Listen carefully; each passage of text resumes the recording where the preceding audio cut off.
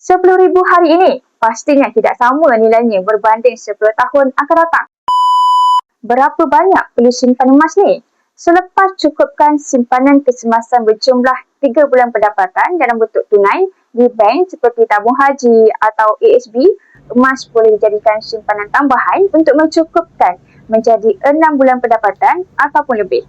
Ini kerana duit dalam tabung haji atau ASB itu terjamin dari sudut nombornya, tetapi simpanan emas terjamin dari sudut nilainya dalam jangka panjang. Simpanan emas ada risiko harga naik turun. Akan tetapi, tabung haji dan ASB juga ada risiko nilainya naik turun. Terkadang kita rasa simpan duit dalam tabung haji dan ASB lebih selamat dan tidak ada risiko. Tetapi sebenarnya itu silap. Duit tabung haji dan ASB pun menyusut juga walaupun nombornya kekal, terutamanya disebabkan inflasi dan kejatuhan ringgit. RM10,000 hari ini pastinya tidak sama nilainya berbanding 10 tahun akan datang. Ia makin mengecil. Nasihat pakar keuangan Tuan Azizi Ali, sebanyak 10% kekayaan kita perlu disimpan dalam bentuk emas pada setiap masa.